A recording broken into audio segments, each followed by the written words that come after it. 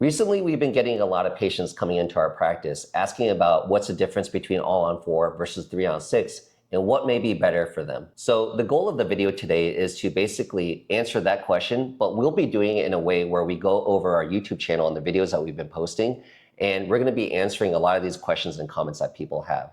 Now, this is very important information, so I highly recommend that you stay till the end. If that means that if you got to hit that little YouTube gear setting on the lower right that dictates the YouTube speed, the video speed, if you can set it up to 1.25, 1.5x, whatever it takes for you to watch this video, because again, I feel that it's very pertinent information.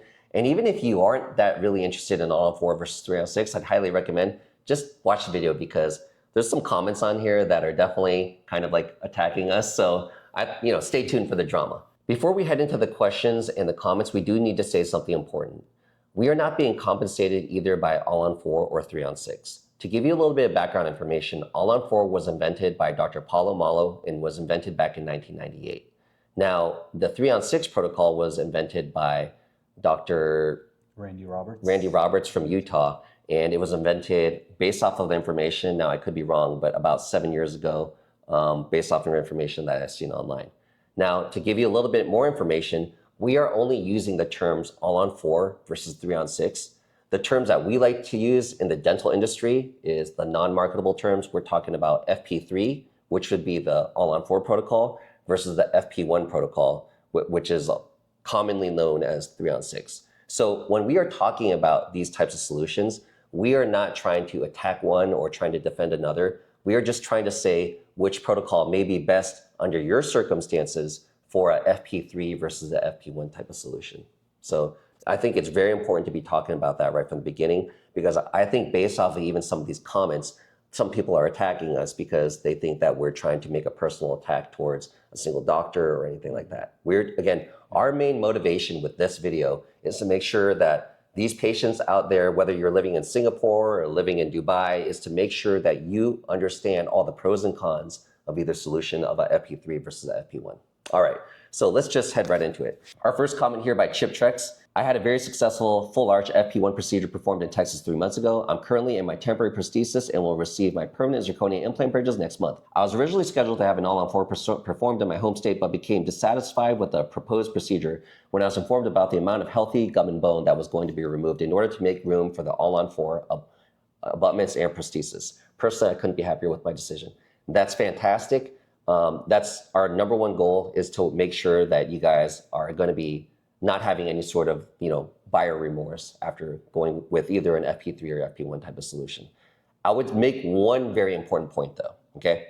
I want you all to understand with a FP3, all-on-4 or FP1 3-on-6 type of solution, you guys need to be very informed in regards to what we're talking about. We're not making these videos because, you're excited about how your teeth are looking for the first few days, months, even the first few year or two. Our main goal is to make sure that you're going to have healthy implants and, functional prosthesis years out, okay? You need to be looking at these types of solutions almost as if you were to buy a new house, right? We've seen enough, I used to watch a lot of HGTV back in the day. It was always kind of my dream to have a remodeled home or a new home and just, make it obviously aesthetically pleasing, right? Everyone's got their own style. But something that I became aware of when I was watching these shows is that, hey, everything looks great, but what's actually lurking behind these walls? What may be lurking behind the walls, whether you've had bad electrical or bad plumbing, or whether your foundation wasn't poured right, just like it is in Texas, you could have foundation issues. There could be significant impacts. Recently, a few months ago, I had a friend that had to live in a hotel for 3 months. Reason being that he had some sort of plumbing issue. He bought a used home, passed inspections, but there was some sort of leak underneath the kitchen area, and they had to jackhammer the foundation, do all this type of plumbing. And so long story short, it was very expensive work, and they had to live in a hotel for 3 months. Wow. Similarly, these types of things can happen for an all-on-4, right? Or a 3-on-6. So again, we don't want you guys to be focused on the short term. When we're talking about this stuff, you need to view basically your implants almost as the foundation, and your prosthesis, meaning your teeth and or your gums, that is the actual visible part of the home, right? So when we walk in the front door, we walk into our house, that's the prosthesis. when, here in Texas, we can have foundation issues due to the soil. Whether you have issues later on down the road from your implants due to the foundation, that can wreak havoc and completely compromise everything within your mouth, right? So again, the whole goal of this is like, I love even when we get comments, people leave reviews and like, people are like, oh my God, I love my teeth. Everything looks so beautiful. Thank you, to North Texas Dental Surgery, whether me, you, Dr. Nguyen, whoever it is, and, Dr. Kukuzaki for your teeth. Mm-hmm. But the reality is, hey, I love it that you love your teeth. Yeah. But our main goal is, I've been placing implants for 14 years. Even if you love your anterior tooth implant, we replace one single tooth. The goal of it and why we do extra bone, buccal bone, facial bone grafting or connective tissue grafting is we know, you see in some of these cases, that you could start experiencing bone loss and, bone dehiscences or fenestrations and soft tissue recession. And I'm sure a lot of you guys haven't heard of this. And this is the whole purpose of our videos is because, yes, what you don't know, you don't know what you don't know. And these can have significant consequences down in the future, right? So again, this is the whole purpose of these videos. So realistically, when I even read some of these comments talking about, hey, I had a successful all-on-4 done, even a year ago, or you had a successful FP1 3-on-6 type of solution even a year ago, really doesn't tell us much, right? Would you agree with that? Yeah. Yeah. And if implants fail for FP1 prostheses, I think it'll be a lot more difficult to manage the failed implant site or complications. Whereas, if like, let's say an implant fails for FP3, or also known as all-on-4 prosthesis, we don't have to really worry too much about the patient's aesthetics. Yeah. Because at the end of the day, no one wants unsightly looking teeth. Everyone pretty teeth. So that's a very important point because I recently brought it up, but patients will say, oh, like, you know what, like, I just want to, we always ask our patients, what brought you here, right? Mm-hmm. So a lot of people have different driving motivations. A lot of times I will see that patients, especially our female patients, are going to say there's an aesthetic component of it, right? Loss of confidence, not being able to smile, right? But of course, hey, you want your teeth because you want to be able to chew again. You also want those, and you want to stop wasting money on these endless root canals, retreatments of root canals, more crowns, right? Totally get that. But what I find that's unique after doing these for years is that when I speak to my male patients, who a lot of them will just say, honestly, I just want to chew. I want to stop wasting money on these retreats of these root canals and stuff like that. But when you're catching them, 4 or 5 months later, and you're doing your redesign before you're going through your trials before you head to your final zirconia prosthesis, they become very particular about the aesthetics, right? So wait a second. So you really do care about your aesthetics, right? So one of my issues is that, once you're down that course, it's going to be very difficult if you tell me you want to do an FP1 with me and you don't care about your aesthetics. And a big component about your aesthetics is your gingival margins, symmetry, right? All these components and how high your lip line is. Can we actually see any of these things?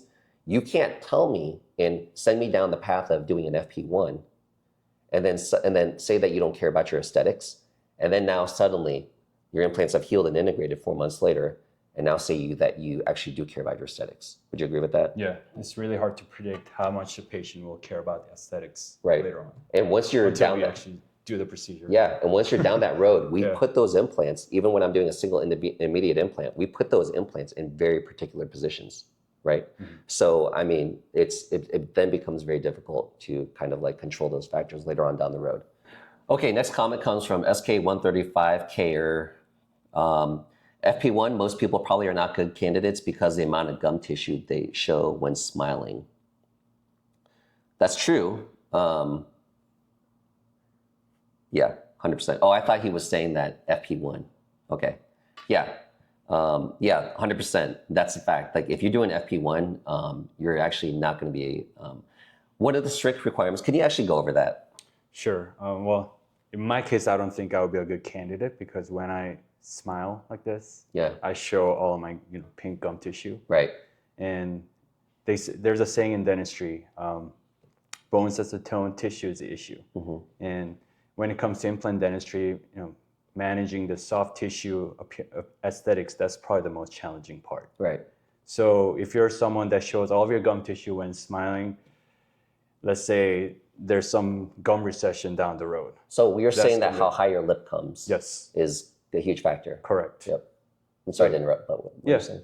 So if you're someone that doesn't show a lot of the gum tissue when smiling, I think you may be a good candidate for FP1 type of prosthesis. Like a 3-on-6 type. Yeah. Because it doesn't matter where your gums line are. You could have big chiclet teeth and it doesn't matter. Yeah. No one can Unless see. you habitually do this Yeah. in front of people. Yeah. But like also I want to do like a very important thing, like tell patients about a very important thing. It's most important to judge that when you laugh. 100%. Because when we have patients come in and we're like, hey, give me a smile. They'll smile like this. Yeah. Right? So you can hardly see anything. And then when you are sitting there in that consultation talking to them and you really see how high their lip line goes when they laugh at something, it's like, oh wow, I could see like not only just your papilla, I could see a few millimeters of your gums. Yeah. Right? And so that has a huge impact on whether you truly are FP1 versus FP3 candidate. And so what I want patients to understand is when we're doing an FP1 type of solution, we have to follow all the strict criteria that we are following when we're doing immediate anterior implant placement, right? Yes. More palatable implant placement. Why? Because if you don't do that, and these are things I learned back in residency back in the day, right? Because yes, you could do an anterior implant that looks great on day 1 or looks great on month 6, but how that looks for their entire life, that the bone and the gum, when we're evaluating aesthetics, it's not only like people think that like, they get veneers and crowns, right? And they're like, oh, like I'm just gonna get veneers and crowns and you were just gonna like put some new teeth on me. I was like, this is actually a warning to a lot of people. Like when I was even doing some research, I was looking at just aesthetic, smiles, like, when you go online. One of the most common things I would see, like when they have a woman, like usually they'll use a woman in their 20s or 30s, like when they're smiling. And like, hey, we did veneers on her, their teeth look great. One thing that I always notice is like, look at how puffy their gums are. Yeah. Right? So what they're doing is they're just sticking on whatever shaped teeth, veneers, more squarish, more ovoid, changing the shape of the tooth and not really taking the gums into account. And they shove that tooth in there. But what you're doing now is you're violating biologic width. Yes. And now you're causing inflammation, right? And so why I'm bringing this up is that when you're talking about anterior aesthetics, you're talking about dental implants, which during my perio residency, this is what we talk about for 3 years. Yeah. So to me, I mean, I'm sorry, but when people are just kind of like loosely going out there and saying, like it's simply an issue of whether I want a FP1 or an FP3, and nothing else should come into account. Or like, no offense, some of these people who don't know as much are just saying, oh yeah, you would be a great candidate for FP1. No, you're not. And even if you think you are and you look fine right now, I'm promising you, based off of what I see right now, 2-3 years from now, you're gonna have horrendous consequences, right? And so some of these horrendous consequences mean you're gonna be investing another $60,000, $30,000, $40,000, $50,000, $60,000, however much you spend on this, right? And one of the other points that we've tried to establish in our other videos is that people just make it seem that you just take an implant out and place another implant there, it's all easy, right? It's not that easy. Right, exactly, right? It's not easy at all, right? So sometimes these cases don't turn out ideal, or they have issues later on down the road. So what do we then resort to? We're now talking about zygomatic implants, pterygoid implants.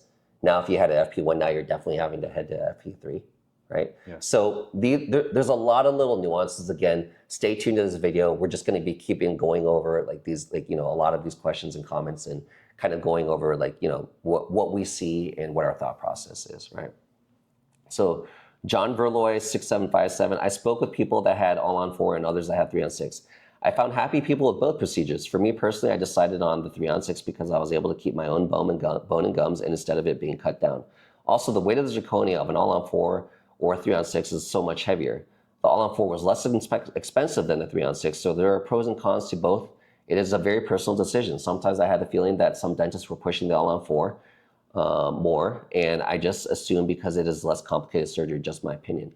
This guy did a lot of research. What do you think about this comment? So he's saying he likes 3-on-6. Yeah. Right. And he chose to do it, right?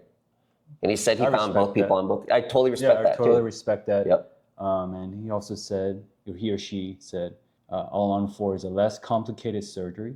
I think it can be. I think it's more predictable. Yeah, in my opinion. So. One thing I do want to say is make a comment as keep my own bone and gums instead of it being cut down, right? Again, this is a very, very, very big misconception about all-on-4. And all-on-4, when it was invented back in '98, you got to think about the materials back then, right? So because it was invented such a long time ago, what they needed, when you're biting down, your master muscles can produce an insane amount of force, right? What's kind of crazy, I don't want to scare people here, but like when you're extracting a tooth and you're going in there using an elevator and really trying to leverage, and you're kind of surprised at like how a tooth won't break. The reason being your enamel is the hardest substance in your body. Your enamel is so strong, okay? And so why I say this is that when you take a patient who is grinding, who has strong masseters, and you take a look inside their mouth and how they can just wear those teeth down flat to nubs, that's just a testament of like how strong your masseter muscles are. Now, these masseter muscles, when you put a prosthesis, meaning teeth inside your mouth, that they don't care that, what kind of material it is. And so back in the 1998, when they were using the acrylic, titanium bar, like a hybrid, right? So when they were using a titanium bar with acrylic on top of it, it doesn't take a genius to figure out that the thicker something is, the harder it is to break, right? So in order to maintain the vertical dimension of occlusion, not to mess and make sure that they put teeth inside your mouth that suddenly it takes up so much space, so it stretches your face, or that, on the other side of the vertical dimension, if you reduce it too much, then your face collapses, right? You've seen some people without their dentures, their face collapses. Yeah. But in order to maintain that, what they'll have to do is they'll have to reduce bone. Correct. Right? So they would grind down a significant amount of bone to make sure they had enough thickness of material, right? Yes. So that was the primary reason back in the day why they had to grind down that much bone, right? Now, due to technology that has benefited All-on-4 in so many different aspects, or FP1 or FP3, what has allowed, like zirconia specifically, right, is a much harder type of material, which therefore means it doesn't have to be as thick. Correct. Right. So now there are different types of zirconia. There's like more translucent zirconias, right, that are more aesthetic. Then you have your more monolithic material, zirconia, which is like a stronger more material, durable, yes. right? But it's more opaque. Yes. And it doesn't look as aesthetic. But so again, there's a lot of little nuances that people don't know about, but that can then result in a patient being able to get a thinner prosthesis. Now let's talk about the nuance, because people are like, wait, what about, I've never heard about this before. What do you think an FP1 solution is, right? So an FP1 solution, if we just take the teeth out, right? And let's say we just make the 3-on-6 does 3 individual bridges, or if we were to do an FP1 that we do in our mouth, that we're gonna make it one single unit, then what we can say is that, what they're using is zirconia for an FP1. Yeah. So if an FP1, we're not gonna alter your vertical dimension of occlusion, and we're gonna make it one single arch, and we're not doing any bone reduction, how thick is that going to be from just basically from top to bottom? The average crown is going to be, let's say, like 11 millimeters of thickness, right? So how is it if we're worried that material is going to break? Are we going to use that even in an FP1 where it's thinner? So my whole point about this is that an FP3 doesn't have to be that thick, right? I mean, meaning you don't have to reduce that much bone. Yeah. So if you're going to somebody that's wanting to reduce more bone, then it might be because he's more old school, or he's worried about your lip line, meaning when you smile, you'll be able to see the transition. Right? Or they may not use zirconia at their practice. Exactly, right? Because some practices use, correct, right? Yeah. They still use hybrids, they use nanoceramics. I toyed with nanoceramics for 6 months and I hated it. It cost me a lot of money. Yeah. People were breaking their teeth. I'm very outspoken about that in our practice now. I hate that material. Maybe I need to make a video about it someday. But it's just not nearly as strong as zirconia. Yeah. So, and this is not even like a single patient or 2 patients. It was actually, over that 6-month span, it was like 3/4 of the patients that were having issues from it. So we swapped them all out with zirconia. So just to let patients know this whole bone reduction issue, right? So I personally am I got to dispel that myth all the time now, because a lot of patients don't know about it. Now, again, you got to watch out who you go to, right? And then this is a very important question that when you go to your All-on-4, if you're getting a consultation and now you start going down the All-on-4 treatment path, ask them, how much bone would you anticipate that you have to remove on me, right? And so one of the biggest factors that they'll see is, number one, they're going to look at your lip line, right? Also, another thing they should do is they should look at kind of like what kind of wear do you have on your teeth right now, right? Do you exhibit signs of clenching and grinding? If you do, maybe it would be to just reduce a little bit, right? So that your prosthesis is thicker. Here's one of my other issues. So for example, what would happen if we did an FP1 type of solution, we do no bone reduction, and you would do a single arch, right? Not a 3-on-6, we do a single arch. And then that person, even when we use a monolithic zirconia, Of course, most people right off the bat are gonna be like, no, I want a more translucent zirconia. I was like, cool, it's gonna be a little bit weaker, but it's a little bit of a risk. We're gonna put you in an FP1. Now, let me ask you another thing. Most practice owners are not gonna wanna put you in a translucent zirconia. Why? Because if it breaks, that's gonna be a lot of money that they're gonna have to replace it with, right? Because sometimes some patients have brought up this question where they're like, hey, well, that one of the advantages of 306 is then you don't have to replace that bridge. It's like, what are you worried about? Because usually you should be under warranty, right? Yeah. And if it breaks, it shouldn't be your fault. It's the practice, the office's fault, right? So in my opinion, that office should replace it, right? Yeah. But if that's what the circumstances are, and the office has to replace it, if you have a translucent zirconia FP1 type of prosthesis in your mouth and you clench or grind and you break your teeth, then they're not going to like that. So they're going to be more prone to put you into a monolithic zirconia, which is going to be less aesthetic, right? So actually, if you are very aesthetically driven, I would tell you, maybe an FP3 solution is going to be better for you, right? Like an all-on-4. In general, if you ask me, if you are an aesthetically driven patient, I would say that I think you would be 100%, actually, what I'm thinking, like you would 100% be, again, every case is different. I have to take a look inside your mouth, but you would be more predictable to do an FP3 type of solution. Absolutely. Hands down, versus an FP1.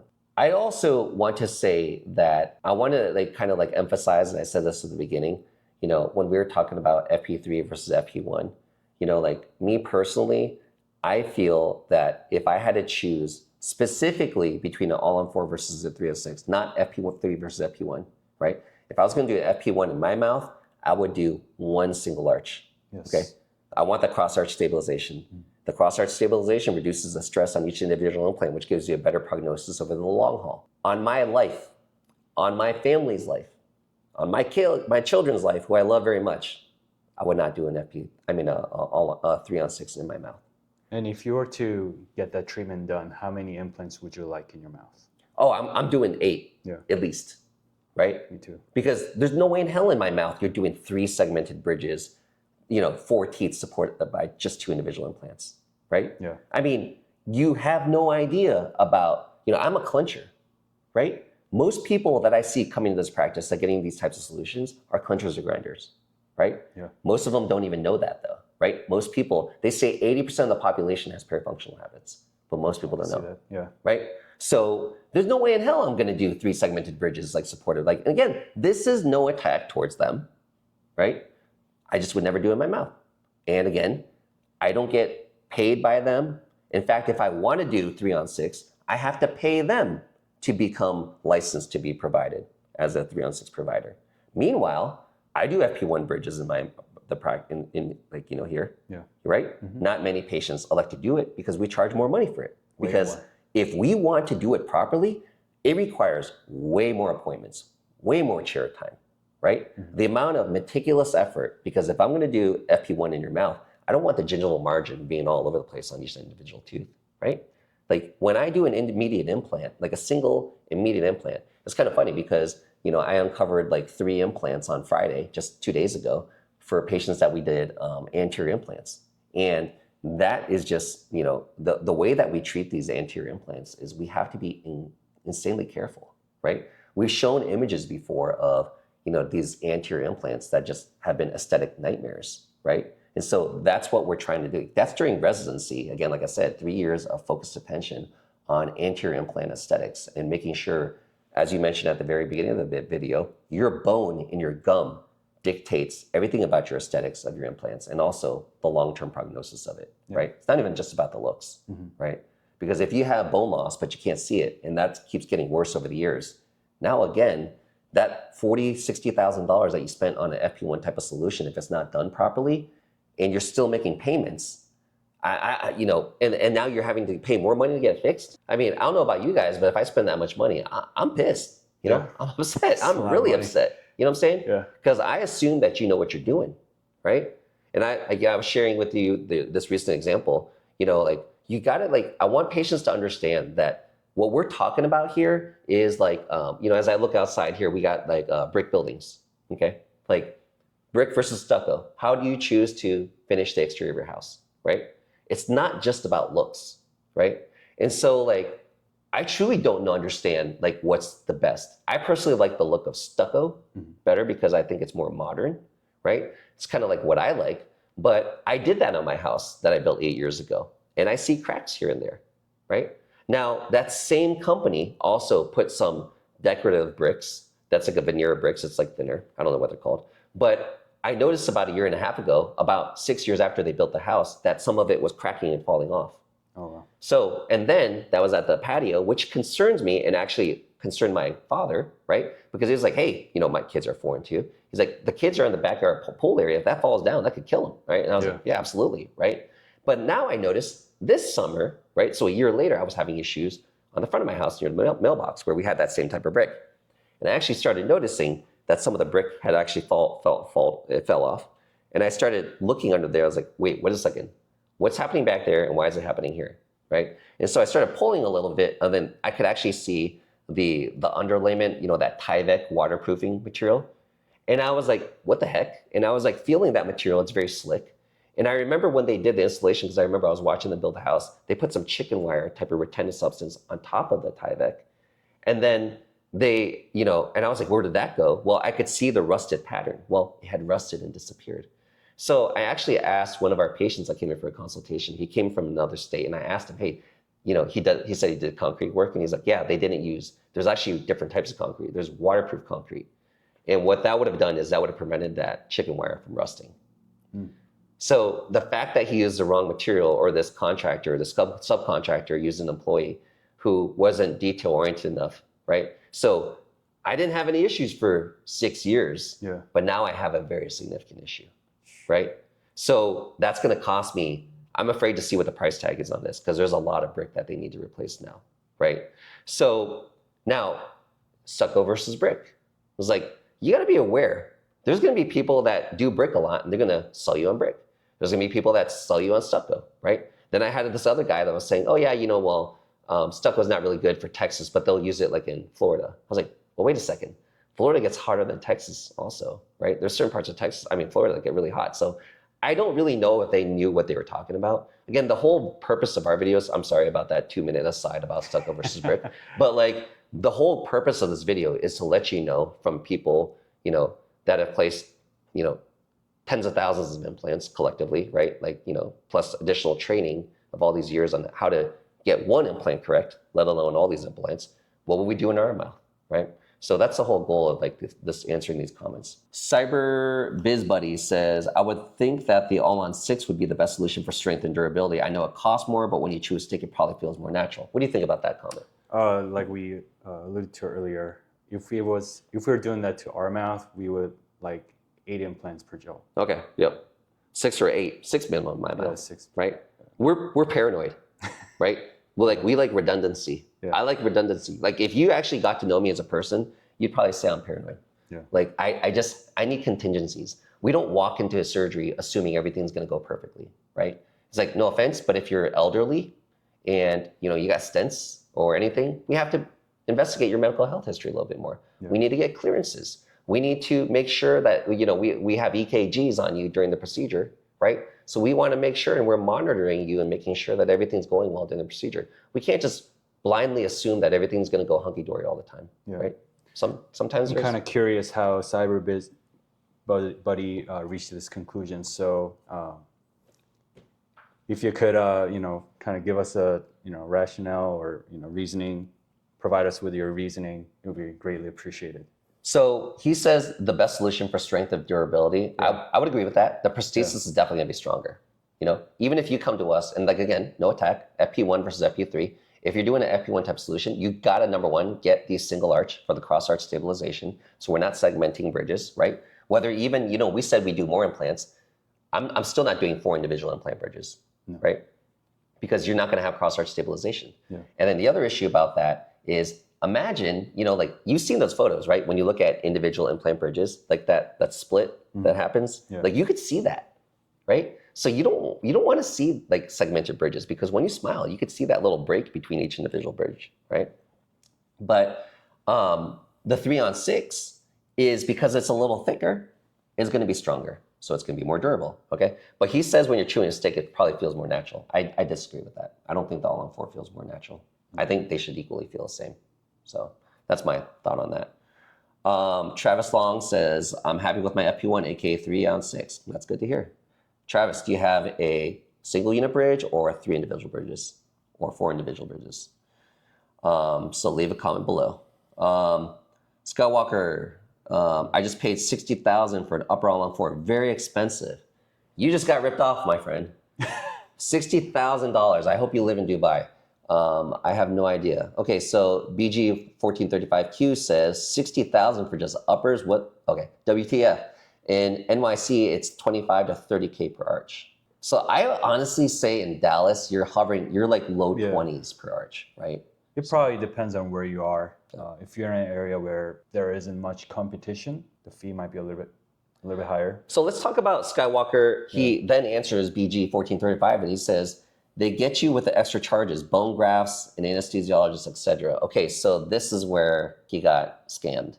Because typically most places when you do all-on-4, that's all-inclusive, right? So we add a lot of bone to our cases, right? People, and this is a misconception, people say it's a bone graftless technique. I was like, heck no. Wherever I'm placing my implants, I like to add more bone, But the other thing too is we had a discussion about this last week. We said that if we ever had to do FP1, FP3, whatever in our mouth, I said, listen, bovine bone grafting, right? We use that a lot for anterior implants. Okay, well, you know what that is? That's cow bone, right? But in Europe, that's all they use. They use cow bone. They don't use human bone in Europe, right? So the beautiful thing about cow bone, it's what we call low substitution, meaning it doesn't remodel, so it sticks around. I love it for sinus lists because it is so dense, right? When we go in and place that implant, it's like being in a stud versus drywall if people are trying to get my drift here. But even those areas that we don't have implants, you're gonna see some bone loss in those areas over the years, right? Yeah. So if it was my mouth, I would do bovine bone grafting in the sockets that you don't have implants. And you said that you would do that too, but I personally would do that, okay? So Jeffro Bodine says, I had no anesthesiologist. They put some kind of sedative in my mouth. I felt no pain, just a little loopy afterwards. So that sounds like they got oral sedation and paid 60 grand. So somebody, no, this is a different user. Person. But okay. This person's just saying that they got oral sedation. They didn't get an anesthesiologist. So I was like, hey, oral sedation can be okay. Yeah. But it's definitely not predictable. Right? Yeah. So if, there's also people that have had experience like that I've met plenty in my life where if they get just oral sedation, they may be awake the whole procedure, remember everything. So, hey, if you're cool with that and you don't mind that, then great. But if you're a patient that's, you wouldn't be pleased with a 4-hour surgery where you remember everything, oral sedation is not going to be the right answer for you, right? So you want to go to someone that does IV, GA, something like that. Okay, so we got a comment from Smile Systems 3 on 6. This looks like 3 on 6, their channel. Yeah, they're affiliated with their 3 on 6. So we enjoyed your video and insights. There are a few aspects we think you'd have a better understanding of if you met with our doctors who developed the 3 on 6 procedure. Would you be willing to come visit us at our office in Salt Lake City, Utah? Thank you for the offer. I really appreciate, this candidness. And again, 3 on 6, I hope you guys understand. I'm not trying to attack anything by any means. I'm just laying out why even bring up 3 on 6 is because, hey, you guys have done a great job marketing. A lot of people out there that are looking at the FP1 solution know it because of you guys. So kudos to you. Me personally, I wouldn't do, again, my main beef is I wouldn't do individual implants, bridges. And the other thing is, I feel that a lot of patients, when we're taking teeth out, due to the circumstances of taking those teeth out, whether they're broken down teeth, they're root canaled, just how difficult those extractions are and how you get interproximal and buccal bone loss, even when you try to do atraumatic extractions, that is what becomes very unpredictable when doing FP1 type of solutions, which is why I feel that the all-on-4 is a better solution. But I appreciate this, but I would love if you guys would be willing to do like a Zoom meet. Definitely don't have time to go down to Utah, but I definitely appreciate that, the offer. Would love to debate this topic and hear more from you guys, and we can do that and record it and let the people hear from us, both of us, kind of like in regards to like what the best option may be for patients. Peter Gazzardo says, I want to see Randy Roberts in Utah for 3-on-6 and a total $18,000 for one arch. A lot less than all-on-4. No bone reduction. It's the best. All-on-4 is old tech. I suggest you master the 3-on-6. Oh, so based off of what I see, again, and we could talk about this next time, 3-on-6, but in order to provide 3-on-6, you need to go to Dr. Randy Roberts and become licensed to do 3-on-6, right? Is my gist, the gist of it, I'm guessing. I personally feel like this is probably like the pinhole technique. So as a periodontist, Dr. Chow out in California tried to basically rebrand the pinhole technique as a less invasive, gum graft, connective tissue graft via tunneling, right? But I remember seeing it at an AAP conference, a perio conference that we have every year, and watching some videos, and I was like, that's exactly the same thing as tunneling. You're just coming in from the other side, and actually I would make an argument that it's more traumatic, right? But hey, if you want to be a provider of the child pinhole technique, you have to pay for the course, you have to pay for the instruments, right? So, I mean, it's just tunneling, okay? So again, no attack. Hey, great marketing. Dr. Chow is a great marketer. But I don't really see his booth at the AAP conferences anymore, right? But hey, you know what? What ends up happening, and this is just a little insider secret, I don't know if anybody's going to get upset at me about saying stuff like this, is that when people invent protocols like this, and you charge and all these things, is like realistically, it's just another spin. They make money off of teaching the protocol, but doctors, because they know that the marketing works so well, the doctors will pay that $15,000 for the child pinhole technique to be an authorized provider of the child pinhole technique. Now, the child pinhole technique, I know, for example, was saying that they would, especially back in the day, I don't know how they're doing it now, they said that they wouldn't use sutures, right? And so then I was talking to several people who, told me that they only took the course because they wanted to be able to provide, because they knew that the marketing worked so well. They got patients that needed gum grafting. All they did was they did it and they used the sutures. So they knew that the child pinhole technique wasn't working, right? So, I mean, you see a little bit of nuance, and I'm not saying 3-on-6 is doing this, but the child pinhole technique, I saw people spinning it off and doing all these things because they knew that the marketing was on point and kind of patients hear what they want to hear. So, I want to comment on that. Okay, actually. Let me hear your thoughts. Yeah, so Dr. Choi does some FP1 type of prosthetic work here and there, but we're definitely not offering the service at 18 grand. Yeah. No way. You can't make it worth the time. Yeah. And also, he said all-on-4 is old tech. Well, Mr. Peter Gazzardo, I highly suggest that you check out a textbook by Dr. Carl Misch. In that old textbook, you can actually see clinical examples of the FP1 type of prosthetic teeth.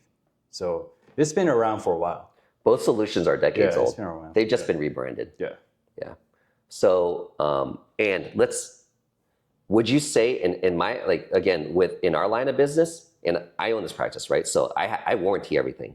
So let's think about financial loss. So if I had to worry about financial loss because I had a lot of issues coming back to me, it's going to cost me a ton of money, right? Do I want something that is proven with tons of studies, or something that's newer with less studies? I would want something with a proven track record. Well, heck yeah, right? I mean, my money's on the line. Yeah. Right?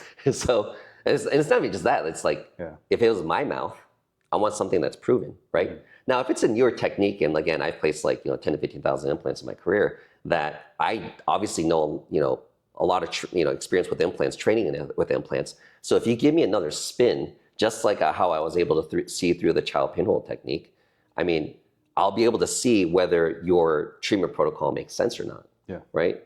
So me personally, I don't agree with the 3-on-6 protocol because, again, the segmented bridges with the loss of cross-arch stabilization, and also if you only have 6 implants, I need more, right? Does that patient also need sinus lifting, right? And no offense, this Dr. Randy Roberts seems like a great doctor, but then we also have other doctors that are out there. Do they have the skill that he has, right? Is every, if not, then you need sinus lifting. Is that going to be performed properly and adequately, right? Does that drive the cost of the procedure up? So there's a lot of nuance in that, right? Same thing about all-on-4. All-on-4 is different in every provider's hands, right? Yeah. Every surgeon's hands, every prosthodontist's hands, even who's making your teeth, the zirconia teeth. Every lab is different too. So again, the whole purpose of our video is educate you guys as much as possible. So you guys, when you guys seek your consultations, you guys definitely need to look for multiple consultations, and don't get that confirmation bias. Don't go out to that practice that's telling you what you think you want to hear, right? It's like the worst disservice you could do to yourself. So again, they're both older protocols, but the segmented bridges, again, with 4 teeth on 2 implants and not a single arch with lack of cross arch stabilization. I'm not a big fan of that. Let's see here. Patty Prosperola says, hands down, 3-on-6, Dr. Randy Roberts, Utah. There's no comparison. Stop it now. I love it. Hey, we need fans like this. I know. I love it. So, Doug Alexi says, I've been on my 3-on-6 journey. This is a month ago. I've been on a 3-on-6 journey for over 2 years with Dr. Randy Roberts and have had nothing but problems from day one, from broken temps to failed implants to strip abutments to broken bridges, from over tightening to broken abutments. And they constantly keep coming loose. My teeth haven't made it 2 months without something going wrong. I've invested over $63,000 and it has been nothing but a nightmare. Okay, so I want to, by us talking about this, somebody out there is be like, oh my God, you guys are attacking 3-on-6. Okay, I'm not attacking him. I'm just saying this as an example that we have fans of our work and we've got people who hate us, right? In any business, right? There's going to be, successful cases and there's going to be not so successful cases, right? So, what happened here? I have no idea, right? But we've also have multiple comments that are singing his praises, right? So I'm sure he's a great doctor. One thing that I think of when I see something like this is one thought that comes to my mind is like, one of my concerns whenever we're talking about all-on-4 versus 3-on-6 is, are you getting pigeonholed? A assessment as to whether you are a all-on-4 FP3 versus a FP1 type of patient is different factors. How high is your lip line? When you smile, can I see your gums? We've talked about that ad nauseum. We've also talked about what's your biotype, right? How thick is your bone? How thin is your bone? I made a video, actually. I'll link it in the information below and I'll put it as a card above, but check that video out if you get an opportunity. That video talks about, I gave examples on a 3D scan of a thick biotype and a thin biotype. And I show it on a 3D scan. You could see it in the side view.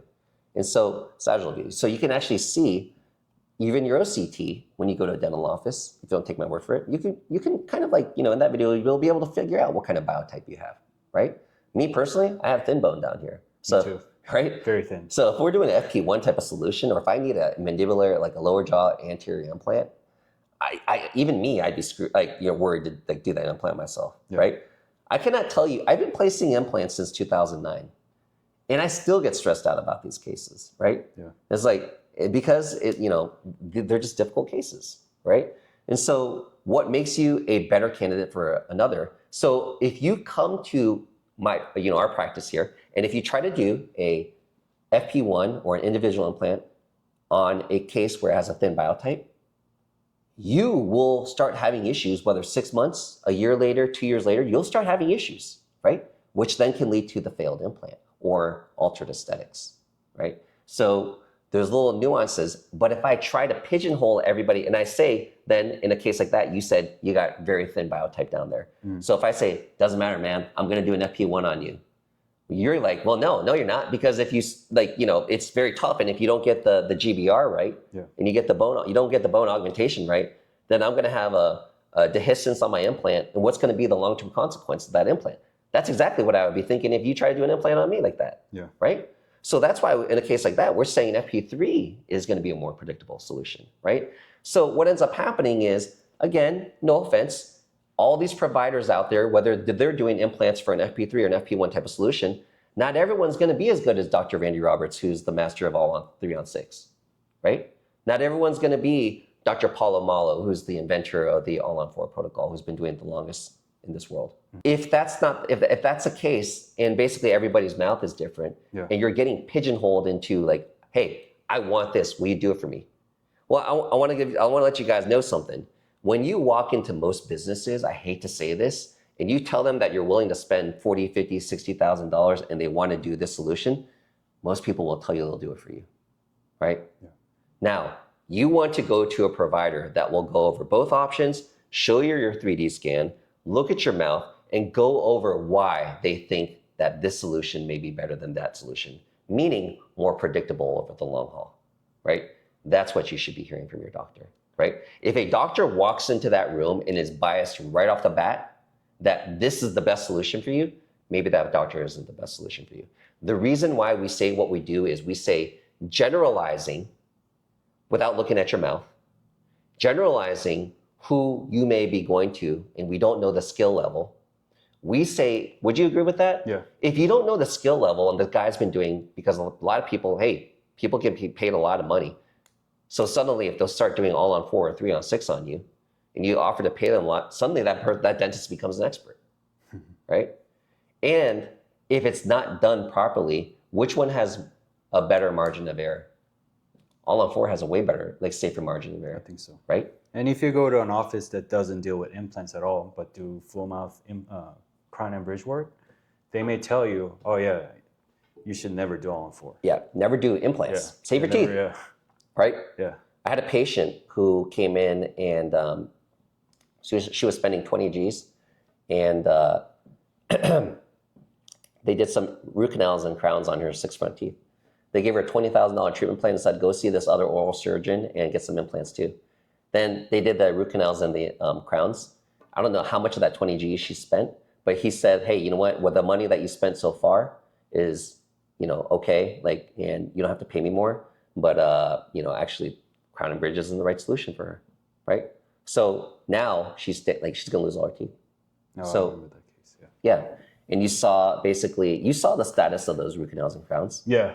They didn't last all very long. she has is now what we call root tips. Just everything's broken down. Yep. There's some, I think she has some upper teeth that are still kind of intact, but we don't know when they're going to go. Right. Yeah. Right.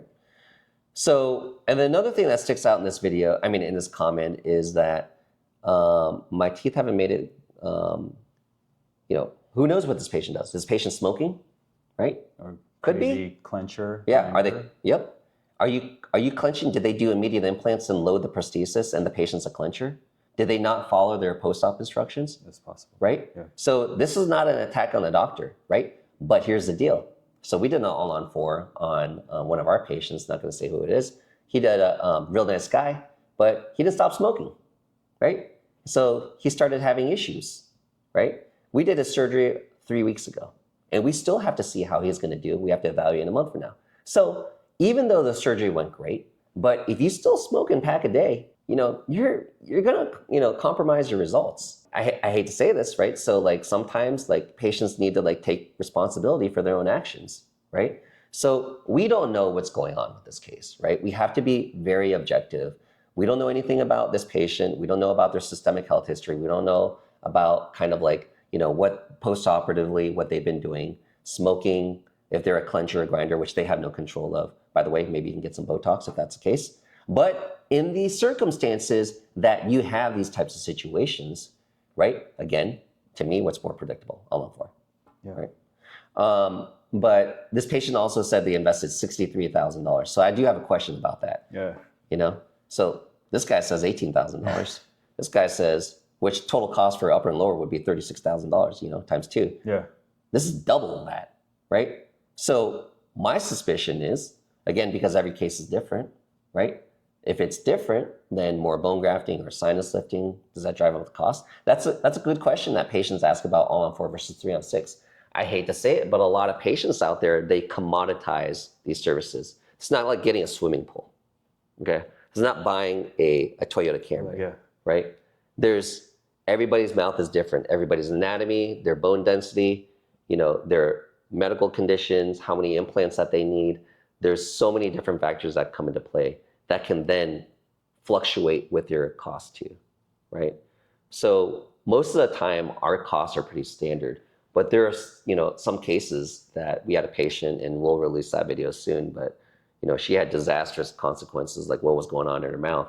And so the cost for her all-on-4 because she needed more implants. Her bone was just insanely skinny, atrophic up front. Zygomatic implants needed all these things, but that's what would cause the cost of her all-on-4 procedure to go up, right? Yeah, because more complex. Yeah, the more difficult. If I was to go and get any sort of work done, even like plumbing, let's go back to the plumbing. I mean, the more complicated the work, the more time he's going to spend there. Yeah. The more pain in the butt it is for him. I fully expect him to charge us more, right? I actually worry about the guy that's going to try to get my business and not charge me more. Yeah. Same. Because is he going to take shortcuts? Yeah. You know what I'm saying?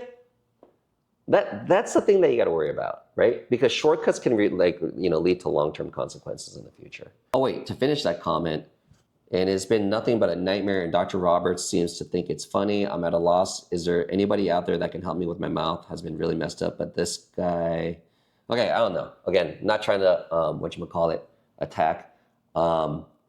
Hey, send us your x-rays. We can give you an idea, like how to help you. Hey, maybe this guy doesn't even know or ever been to him, You never know, right? People can post stuff and, so I like to give everybody the benefit of the doubt. All right, so conversely, again, people think that we're attacking FP3 here, FP1 here with 3-on-6. We got another comment that says, I am 30 days in with an all-on-4 and has been a nightmare from day one. Donna Boaster, please elaborate. Yeah. Please comment below. Tell me what's going on. We can maybe help you out somehow. This comment is great because, again, you gotta be careful who you go to, right? There's a lot of little nuance. You don't know what you don't know. That's why you should be watching our videos. That's why you should subscribe to our videos. We're trying to come out with as much content as we can to let you guys know about what you don't know. Jaden P, 4975, this is fascinating. I have a question. What if the all-on-4 fails? What option will a patient have? And will they be able to wear traditional denture after the jawbone has been removed? Okay, so let's break this question down into several sections, right? So will they be able to wear denture if the jawbone has been removed? Number one, we talked half an hour ago. Good Lord, this video is already an hour long. Okay. And we're only halfway there. Yeah. What option will a patient have if the jawbone has been removed? Okay, we discussed earlier, the reason why the jawbone has been removed so much back in the day is, number one, there's a lot of sadist dentists out there. Number two, I'm just kidding. Number one, the bone reduction was required because the material had to be thicker back in the day, especially back in the day when they had the hybrid with the acrylic prosthesis. So therefore, the more you bulked it up, the stronger it was. Now, with stronger materials like zirconia, especially monolithic zirconia, you don't need to be as thick, right? So you don't need to reduce as much bone as long as your lip line is low, right? Because we don't want to see that transition line. Okay, so now that we established that, so number one, if somebody reduced a lot of bone, then why did they remove a lot of bone? Was there something that went on during the extractions where you were just losing a ton of bone, interproximal bone or facial bone? Maybe that was the reason. Maybe the reason is that your dentist believes that you just have to reduce a lot of bone, which you don't. So maybe that was another reason. So again, you need to ask these questions at the consultation. How much bone are you planning on removing on me? Also, and along those lines, would you agree that if a patient comes in for a consultation, they have extremely brittle teeth that are extremely broken down and they have a thin biotype, even though if they have a low lip line and you can't see their gums, if they ask you how much bone you're gonna have to remove, you will then say, if you're thinking similar as me, I'm gonna be like, honestly, I have no idea. But what would require maybe more bone removal is depending on how those teeth come out. Would you agree with that? Yeah. 100%. For sure. Right? Yeah. Because then what happens is if they lose more interproximal bone or they lose more facial bone, then we will therefore have to create an even platform, meaning we will have to reduce more bone because we got to sink that implant deeper. Yeah. Right? Because if you have exposed threads on your implant, what can happen is that can create periimplantitis later on down the road, maybe a few years from now. Yeah. Right? Or you better be really good at doing GBR. Right? So predictable GBR, which we do tons of GBR, right? Guided bone regeneration, a lot of bone grafting. And here's my problem. People say, oh, you just do some bone grafting. Bone grafting is so easy. You don't know what the hell you're talking about, okay? No offense. You don't know what you're talking about. So, bone grafting, not to toot my own horn, I do feel I'm pretty predictable with bone grafting because I do bone grafting all day, every day for, including residency, 16 years. But it's still unpredictable. Yeah, it's very not only technique sensitive, but also requires patients full compliance. Yeah, exactly. Because the patient's pressure. Yeah, the patient's got to follow instructions too. Yeah. Right. So, and also when you're, taking impressions, putting on the prosthesis and all that stuff, I mean, you're disturbing the area, right?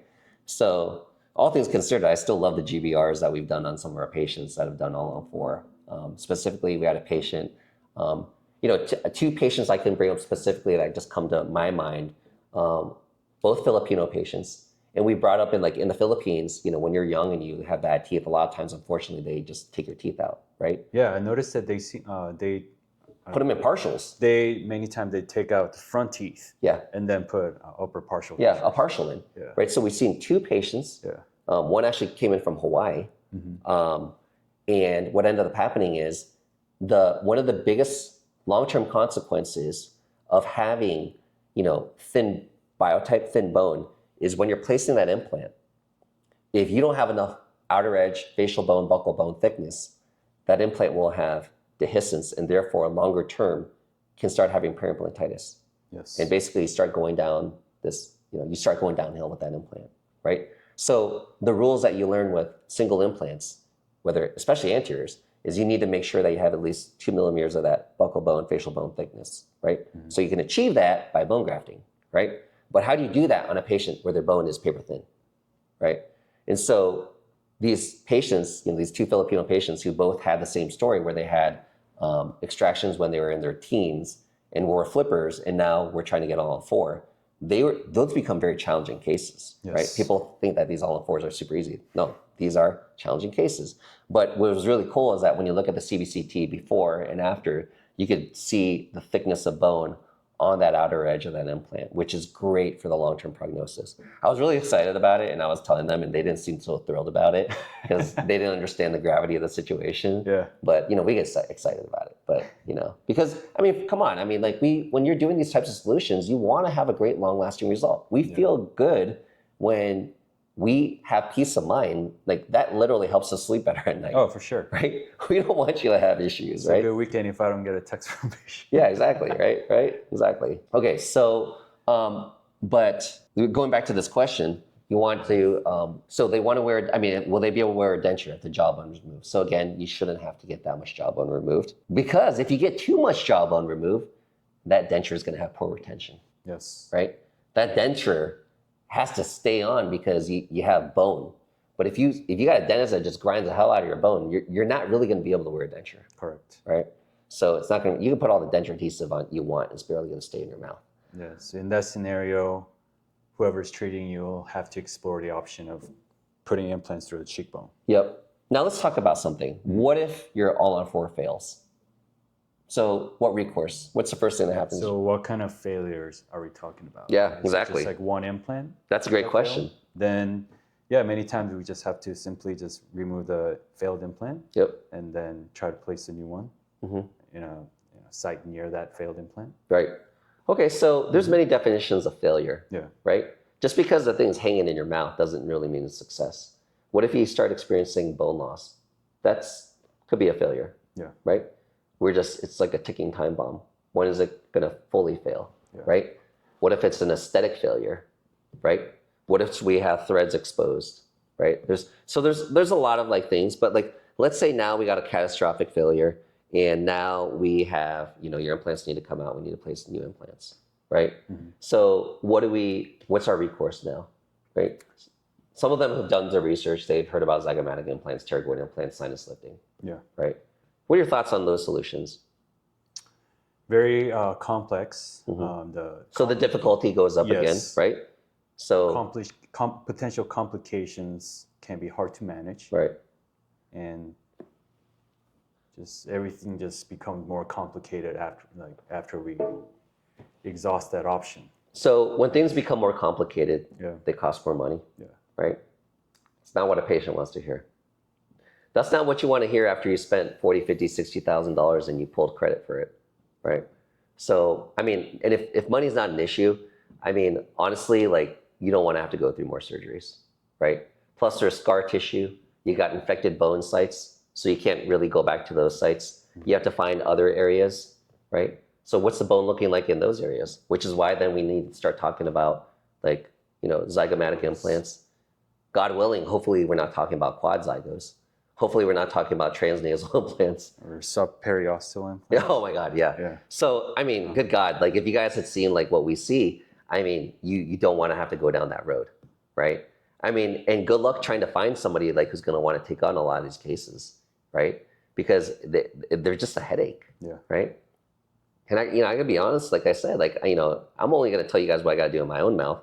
Would you want quad zygos in your mouth? Not at this age. Exactly, right? Hell no. I mean, shoot. I mean, like, not yet. Hell yeah. I mean, like, you want to exhaust all your options before you start heading in, like, looking at some of these options, right? So, okay. So, next question is from Miss Cosmic News. Thank you so much for your unbiased and informative videos. Thank you. We appreciate that. Sometimes we get a little down when we feel like we're getting like these attacking comments. Definitely hurts our feelings. Yeah. No, honestly, we're just trying to get some information out there. Jeez, but again, we understand this gets tribal, right? This is like sports teams, This is like Michigan and Ohio State. Honestly, it's like Dallas Cowboys and the New York Giants. The Dems against yeah, donkeys versus elephants, or here Kamala Harris versus President Trump here, and so we'll see. We'll see.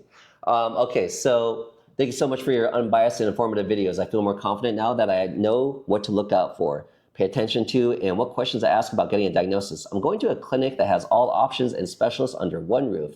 So I guess that's a good start. Fingers crossed my bone is relatively in good shape. Thanks again and keep up the good work. Very much appreciated. Thank you. We appreciate that. And I'd just like to say, hey, that does sound like they're getting a good start. Yeah.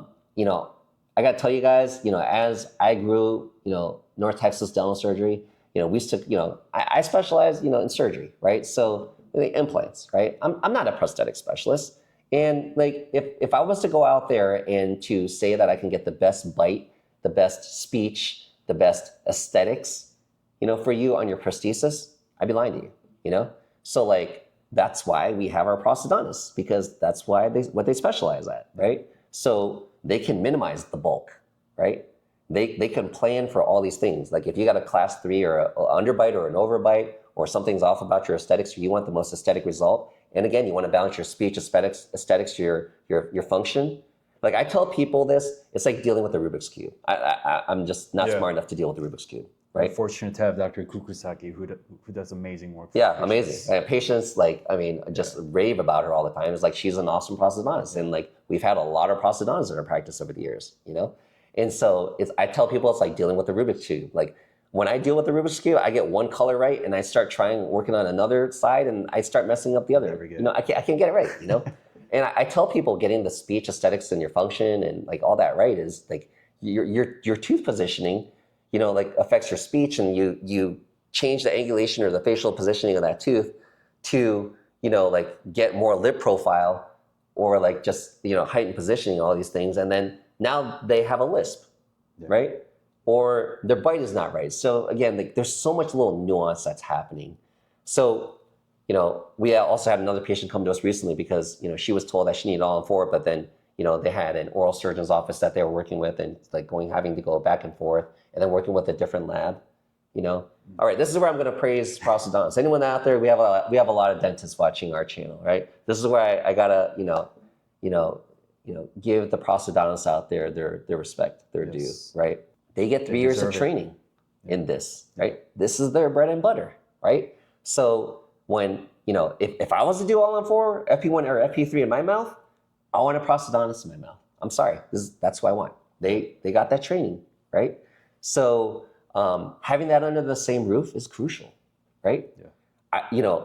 We used to not have our own lab, right? We didn't have our own mill, and we used to farm that out.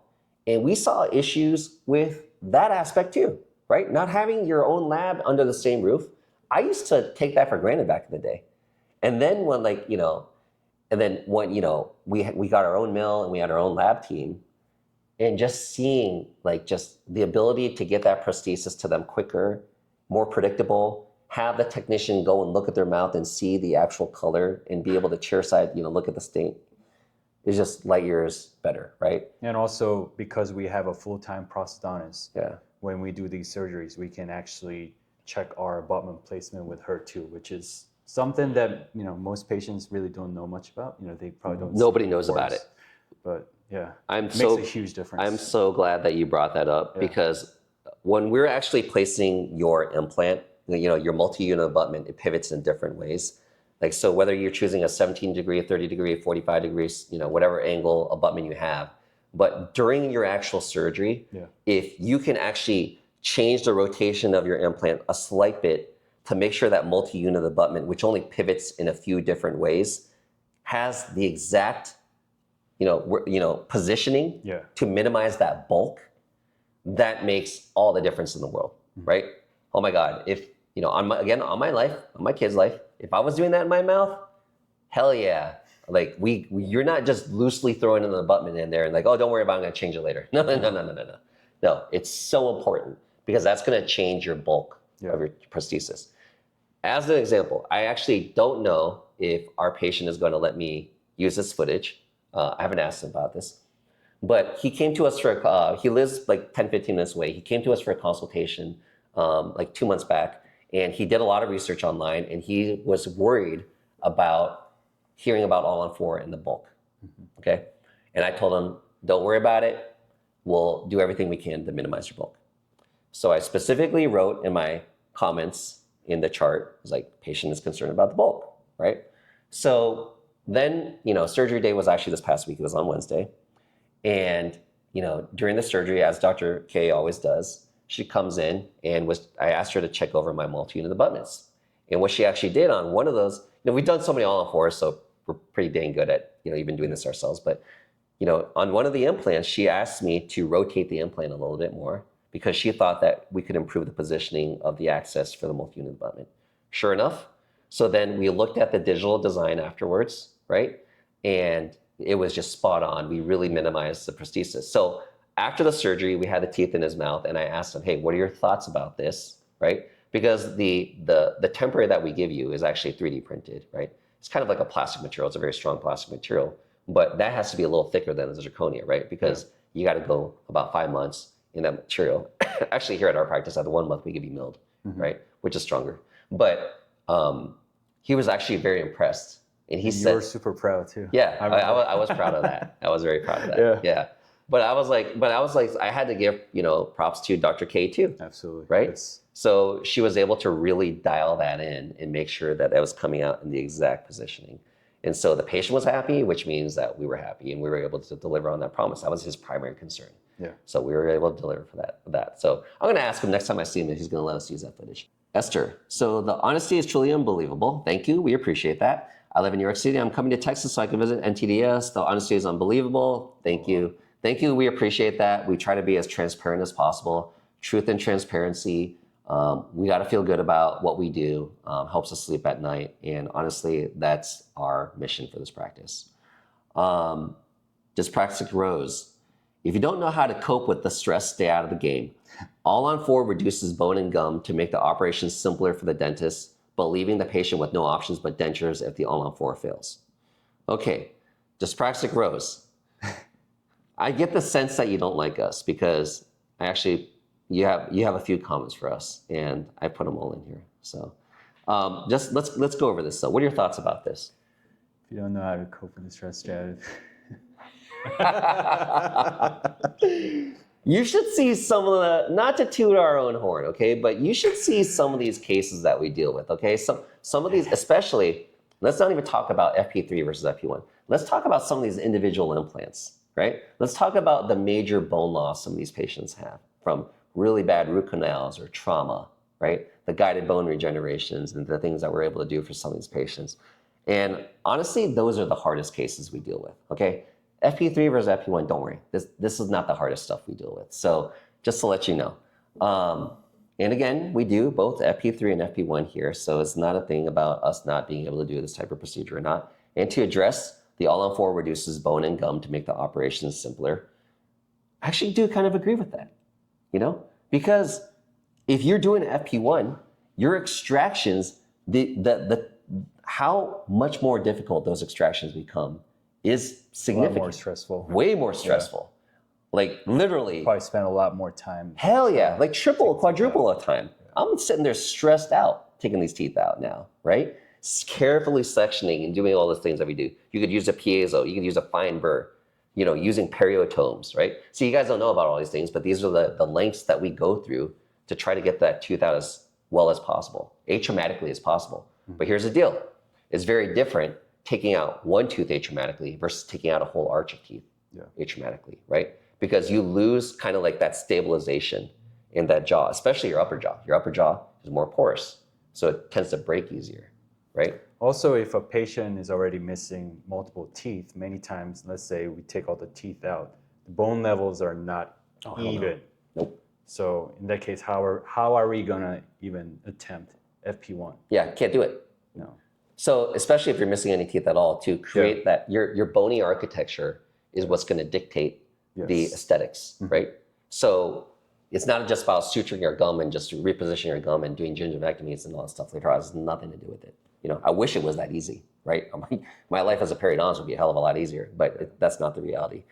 But yeah, that your extractions become much more difficult, right? So then also implant position, how high or low, where you position that implant. Also palatal implant placement, right? So now we're doing that, especially for your anterior implants, right? And even if you can't achieve that, because sometimes you can't, what if you have root canals or severely broken down teeth? What does that socket look like? Oh, so now you're gonna do some buccal bone grafting or guided bone regeneration, right? So things have now gotten so much more complex. So that's why when we do an FP1, I have to charge you a lot more. I'm sorry, it's just way more demanding. Definitely not doing that for 18 graft. Yeah, no way. So there's going to be more cost, right? Hey, we're all for that, right? I was like, I tell patients, if you want to spend more money for this, that's cool. I mean, it's not like, but it's because there's not only that initial procedure becomes more difficult, but at your uncovery, because chances are you're not going to have that prosthesis loaded. Because let's talk about this for FP1. If any of your implants fail for those implant bridges, again, that's a lot of stress every 4 teeth. But if any of those, and especially on your molar sites, chances are most people have low sinuses. So do you really have primary stability on that? No. So are you going to load that? No. So most people now are going to go wear a denture for like 4 months, right? So then you bring them back, you do an uncovery, and also you're going to then be very careful about how you're molding the gingiva, right? So you're going to take a burr, you're going to mold the gingiva. You're going to try to create pontic sites. You're going to try to create some architecture. This is where some prosthodontists are now going to try to really create this architecture, which, as a periodontist, what I'll have to say is like, you could do that all you want, but the long-term stability of that is that the bone sets the tone, as you said, right? So if you don't have adequate bone there, then what's going to happen is you're going to see some recession of the papilla. And on these prostheses that I see, I don't know why this is like a thing on Instagram and everyone likes to boast about it, their FP1s and like the gingival architecture and all that stuff. But one of my things that I'm going to say as a periodontist is that over the years, what you're going to see is you're going to see more recession and you're going to see areas of food impaction, right? So when you're eating bread, pasta, salad, you see these crevices that the food is just going to pack, So if you want a better long-term situation, it's almost like you are better creating a more squarish profile without trying to create the interproximal peaks of gingiva. I get why they do it, right? I think it's kind of cool and it's, exciting to and it's kind of like this whole zygo thing that everyone's going around trying to post all their zygos on Instagram, but, which I feel is kind of crazy because now everyone's turning into a zygo patient, which I would use that as the last option in my mouth, right? But sometimes dentists do treatment out of ego. Oh, absolutely. I hate to say it, but I just said something most people don't want to say, but it is true though. It is true. But let's see, the operation, I wouldn't use the word simpler here, dyspraxic rows. I would say that more predictable. 100% more predictable. I like predictability. I would hope you want predictability. If it's more predictable for a dentist, it's going to be more predictable for the patient as well. Right. Now, I will say one thing though, if it is more predictable for you because you're not that well experienced, but if you can go to a provider that's really experienced and can have a predictable result. So for example, if somebody came to me and they had a really, messed up front tooth because a lot of bone loss, root canal infection, and I feel that I can get a predictable guided bone regeneration with titanium mesh, but that's challenging, right? But if that person can do that for you, then you could still get that procedure done. Yeah. You know? But all things considered, if you're in an area and you can't get a predictable treatment option from that doctor, then you need to do what's most predictable for that doctor. Okay, so Nicole Papole. 3-on-6 is a far superior option to All-on-X, like light years above and beyond All-on-4. Ask any doctor who does both procedures at the same cost. 3-on-6 is more technical for sure, but provides the better outcome. So I hope that we beat this like a dead horse. So, you know, if you've been watching this video, you know what our thoughts on that. But again, FP1, FP3, great options. FP3, more predictable. I would try an FP1 in my mouth, but I know that it probably wouldn't turn out well, so I'd probably end up with an FP3. So, and also like, I'm just still dreaming though. My lower is like way too thin Biotype, so I'm definitely not a good FP1 candidate, down low especially. And my spinal line, you can see my gingiva too. So, anyways, yeah, I would still probably end up with an FP3 in my mouth, and that's still knowing that, you know, even if I was doing the surgery in my own mouth, there's certain things that I know would not go well. Someone responded back to him, Nicole, Jaden says, that's what I was thinking. They look much more natural without the fake gums. And if they break the section that broke, it can be replaced instead of the whole arch. What are your thoughts on that? Look more natural without the fake gums? Hell no. Quite frankly, some of the examples that we've seen, they don't look that natural to me. No, hell no. Many times. You don't know what you're talking about. Teeth look very long, yeah, elongated. You don't know what you're talking about. Yeah. I'm sorry. There's like a FP1 never looks more natural than a FP3 without the fake gums. And here's the thing, like I like, and I'll talk about it later. And if they break the whole section that broke, it can be replaced instead of the whole arch. Okay, so that can be replaced instead of the whole arch. Why does it matter? It doesn't matter. It shouldn't matter for you. Like, you shouldn't pay for it, you know? Yeah.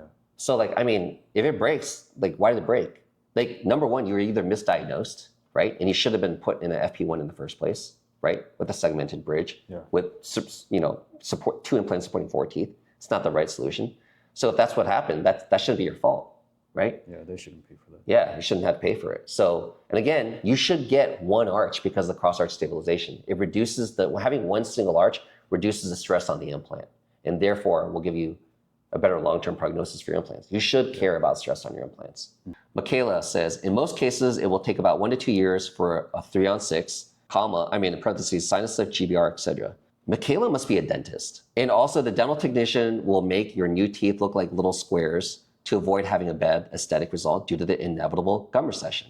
On the other hand, in just a day, some more days for your final restoration, you will have a perfect smile with only 1 surgery and less visits. It's up to you to choose. Okay, so Michaela either has done tons of research or is a dentist. Yes, right? Like it, yeah.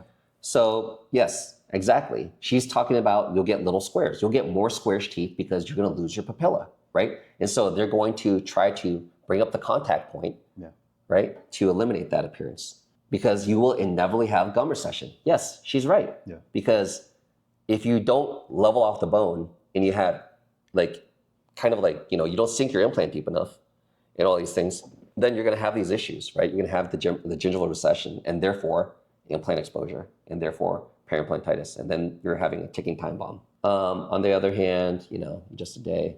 Yeah. Okay. So she knows what she's talking about.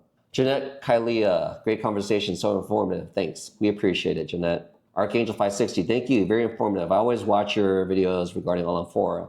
I'll be consulting a dentist this coming weekend for implant options. What should I need to know and ask the dentist before I say yes to the procedure? Your opinion would mean a lot for me to make a final decision. Regards from Canada. My wife is from Canada, so very nice people up there. Sorry, that was 5 months ago. We didn't respond, but hey, if this helps anyone else, we will have in the information below free PDF of questions that you should ask when you're getting All-on-4. Here we go. Dyspraxic Rose, 3307 again. Here, please don't underestimate patience. I don't underestimate patience, which is why we have this content out there. Okay, so I wouldn't be bringing this information and explaining these things to you if I underestimated patience. Hanging hammock, very informative. Do you accept VA insurance for these procedures? I have no idea. I don't deal with any insurance. I mean, we accept insurance, but I don't know about anything about insurance. And I don't know insurances that we accept versus that we don't accept. But give our office a call. They can answer that question for you. MPAT 100, what about 4-on-8, an extension of the 3-on-6? Is this better again than the 3-on-6? What are your thoughts? We did talk about this. Yeah, I think I would prefer that. Yes, because if you do 4-on-8, that means you have Yeah. 2 implants supporting 3 teeth, Yeah. right? So what's happening now is your jaws are producing X amount of force. Every person's different, right? Now, that force is being divvied up by how many implants you have in your mouth, right? So now that same force coming down on more implants is making less force or stress per implant. Yes. Which is what we care about, right? So in theory, 100%, yes, that's correct. Okay, Jaden P, we gotta move because it is Sunday night and gotta go eat dinner here soon with the kids. Okay, so Jaden P, $49.75, what procedures cost more? I mean, which is more profitable for the dentist? That's a good question because we don't have that many people that want to do the FP1 when they see the price tag. I mean, when we say profitability, I mean, like you got to think about it. It's not just like the cost of the implants, the bone, all that type of stuff. It's also the cost of chair time, right? Because every hour you're here, our office has to be open, right? That's time we can't see another patient, right? Take out someone's wisdom teeth or do another implant. That's time that we have to pay our assistants, right? There are a lot of moving parts. There's so many moving parts. That overhead, right? So that extra money it costs for you to come see us is because we have so many more appointments. My dad, we did, and I made a video about him. You can check that in the information below or that card above if I have space for it. But my dad, we did FP1, right? So, and we put, I paid for everything. I ended up spending street value 35 G's on, and when he has 4 teeth remaining. If I was to remove those 4 individual teeth, then do another implant bridge up there, we're going to be at the $43,000 mark, right? So roughly about double the cost of all-on-4. Now, I paid for everything. That's just the street value. And the reason we did it like that was because he'd been seeing the same dental office for 50 years up in Northeast Ohio, okay? And literally, when he first came in back in 2016, it was 3 teeth up here and 1 tooth up here. So it was like an implant bridge and a single implant. Then a year and a half later, he had another one. Then a year later, another one. So all his crowns and root canals started going bad. We didn't know everything was going to happen like that, right? So that's what his dentist wanted me to do. He's like, hey, your son's a periodontist, go take care of this. And the next year was like this. So my dad was like, knows that we do all-on-4. And he was like, why didn't you do all-on-4 on me back in the day? I was like, Dad, I didn't know all that stuff was going to go wrong, right? I can't see under those crowns, right? And also if your dentist had told me all that was going to go wrong, and if he had any inkling of all that was going to happen, he would have said do an all-on-4 too. We didn't know, right? But I just use that example. I mean, that ended up being double the cost. But depends on who you go to, I know Dr. Obviously it's a small dental world. Dr. What's his name down in Lover's Lane? McFadden, Dr. McFadden. And he has some videos on YouTube. And we were going to actually go over this, but I know he charges a ton of money, right? But check out his videos. As you should for FP1. Dude, it's a lot of work. It's a lot of work. And he's a great dentist, It's a lot of money though, Donna Booster says, can an all-on-4 be changed to a 3-on-6? What if the patient is only 30 days out for an all-on-4 and cannot handle the extra gum and extra material? All-on-4 has been a horrible nightmare. I think we saw the same. Oh, did we go over this earlier? I think so. Okay. Dude, I have no memory. Yeah. No, but you can't, can you change all-on-4 to a 3-on-6? I'm guessing no. Kind of hard. Hell no. Yeah. You can change it to an FP1. I mean, the number one factor is how much bone did you remove, right? Yeah. So did this person, is this a other dentist that go out and just reduce all-on-4, they just reduce a ton of bone? If that's what's happened, that's not good for you, right? Yeah. Because now to change, number one, if you were to change to an FP1 type of solution, it's going to be an FP2 because your teeth are going to be a lot longer. Correct. Right? And then what's also happening is the positioning of those teeth when you're doing an FP1 type of solution / FP2, you have to make sure that implant, to make sure now you're going to have long-term issues, you have to make sure that implant is in a very specific position. Yes. You have not much leeway, which is why you got to be very careful who you go to for these types of solutions. If you don't know about the capabilities of your dentist, you're going to have more leeway for an FP3. Yeah. Right? So if you're telling me the story, then, I feel better if someone tried an FP1 on you, because then I know the implants are in theory should be in a better position. So right? she had a similar comment, earlier. Donna Booster. I wonder why why her experience has been a nightmare. She says, she says it's been 30 days with All-on-4. It's been a nightmare from day one. Okay, so now she's elaborating here why it's been a nightmare. I mean, it must have been pretty bad for her to leave 2 comments, right? Yeah. So she says, what if the patient is only 30 days out in the All-on-4 and cannot handle all the extra gum and extra material? So why is there extra gum? Number one, extra gum because too much bone removal. Extra gum also because it could be palatally or lingually, so basically on the tongue side, because improper multi-unit abutment selection, right? So maybe they can change the multi-unit abutment and the orientation of it to help reduce some of that bulk. Mm-hmm. But as we discussed about half an hour ago, if the rotation of the implant isn't in the perfect spot either, then you can't do anything now, yeah. right? At this point, like, there's nothing you can do about it. You would need, honestly, like my best recommendation, like she sounds like she's having a bad time right now. She's just a horrible nightmare, right? If it's only been a month, and I know this sounds like heresy. I know this sounds really bad, but can a person really change their abutments at a month out? No. I wouldn't. I would not. Like you're messing with the stabilization of the implant. You're going to potentially cause the implant to fail. What's going on with your case would require very special investigation, looking in your mouth, looking at how much bulk there is, looking at how much lingual bulk is, looking at which orientation of the implant, looking at which multi-unit abutment was selected. Some of these things and knowing these things would be kind of like, we'd be able to give you some advice, honestly, in kind of like regards to like what our thoughts would be. Now, if some of these things are not irrecoverable, like you might have to get them removed. But maybe if this is such a nightmare, maybe you get them removed before they're integrated. Because at that 3-4 month mark, it's harder to remove take those. them out. Yeah. You're out, oh, good luck. It's over, So that's kind of my recommendation for you, Donna. Chair Equator. I have been in research mode on this topic for several weeks now and have consulted with 5 practitioners of these various procedures. Wow, 5, okay. Dr. Choi is someone I find high on the credibility scale. I will admit that 7 minutes into the discussion, I had to pause because I made a judgment call and concluded that this group was clearly advocating for the all-on-4 over the 3-on-6. And my critique here is that Dr. Choi's subordinates ally themselves with his point of view. And that's to be expected, but it doesn't really give us patients, consumers, a clear, unbiased container of facts to make informed decisions. I don't know if you guys can really see it, but I've actually been holding a gun to Dr. Ku's back of his head this whole time. He's got to say what I say. He's got to agree. Let's see. I would love to see a small panel discussion between Dr. Choi, a practitioner of the 3-on-6 system, Dr. Roberts, right? That'd be great. Mm-hmm. I'm up for that. And Dr. David McFadden, Dental Implant Center, also in Dallas. McFadden, I actually know people who knows him. But Dr. McFadden makes a compelling case for the preservation of bone and soft tissue, which is contradictory to the all-on-4 procedure. As someone who is looking for a full restoration of my upper arch, if I had to make a decision today, I would choose implant bridges per McFadden's approach. An all-on-4 would be a procedure of last resort. To be fair, though, I would like to hear Dr. Choi's rebuttal to this decision. Dr. Choi, you have the floor. Despite the critique, I greatly appreciate your content. Well, I appreciate that. No, I mean, that's great. Let's line it up, I agree. I mean, like, that's what I've been saying. I also said, too, like, in my mouth, the definition of FP1 is just the teeth. FP3 is like when you got some pink on there, right? And I'll show you, and I'm going to pop it up on the screen here. We'll edit this on screen, but like, here's an example from this lab of FP1 type of solutions, right? They're not really, they're bulky. They're not bulky, right? But they actually have pink on them. Technically speaking, that's an FP3 solution, right? Yeah. That's what I want in my mouth, guys. Yeah. That's what I want in my mouth.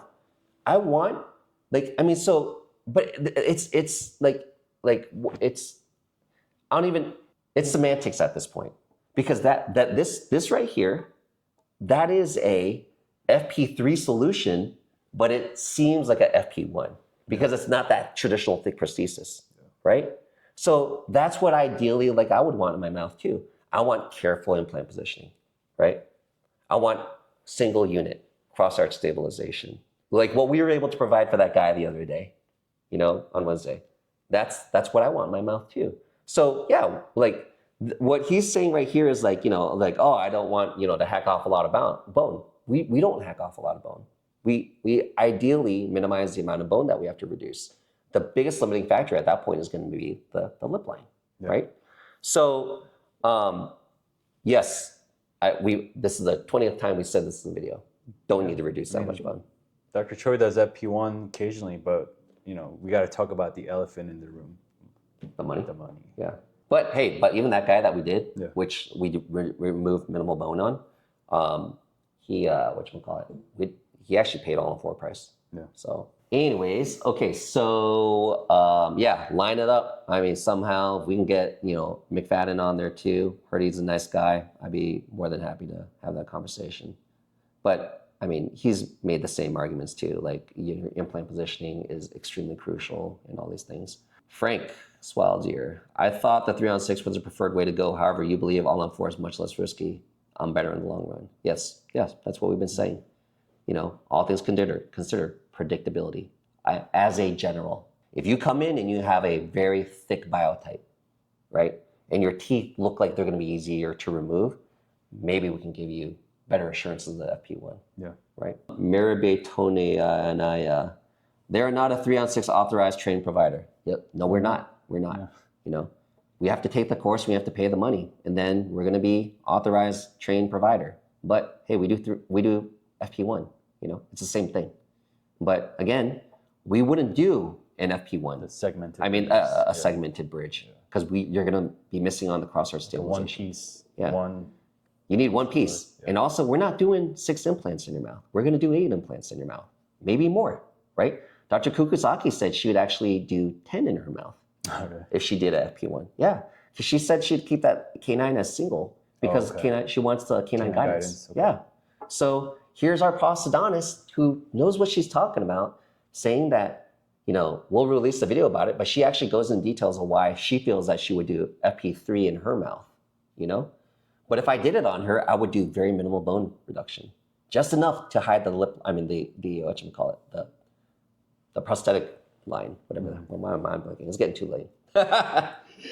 But yeah, they don't know what the heck they are talking about. This is what I was talking about earlier. Ouch. My goodness, man, words hurt, guys.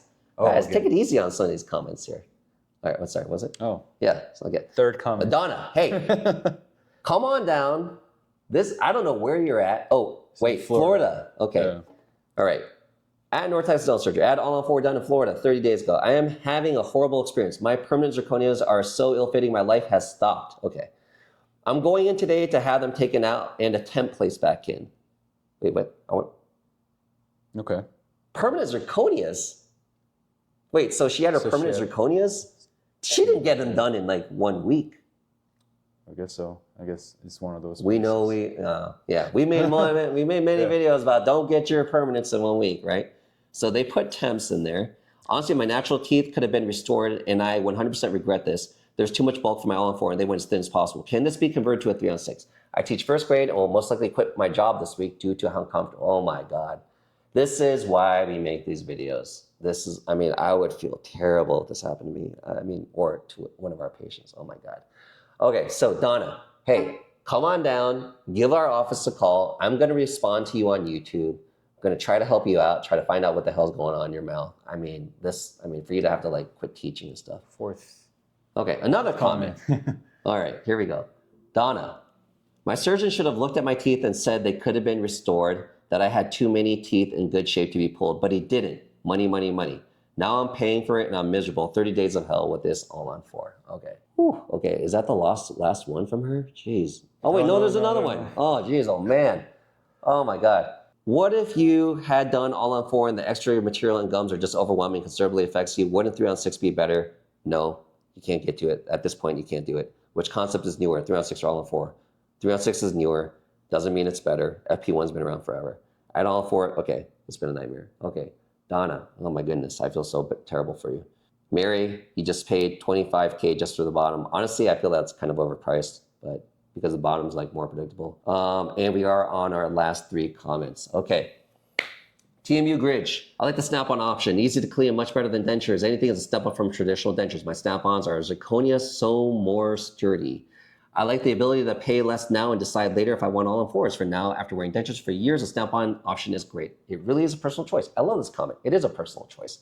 And also, why I love this comment is because expectations matter. Okay, so what he's saying is he's been wearing a denture, so Snap-on denture is a step up. It's a major upgrade. Heck yeah! And I'm glad that he's happy. Yep, exactly. Right.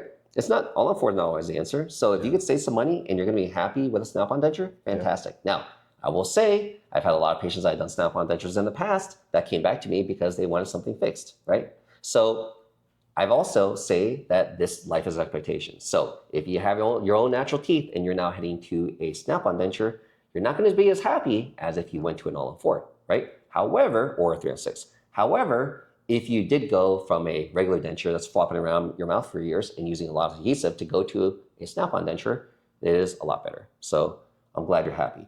I will say one thing though, you definitely don't have a zirconia Snap-on denture in your mouth because they don't make them and they're way too heavy. So you can't get a Snap-on to work with that. I think there are some people that offer like zirconia dentures. A friend of mine does it in the state of New York. Are you sure it's not like a whatchamacallit? Like that's what he told me. Dude, that is madness. How the hell? Like, you know what I'm saying? Yeah. That's like madness.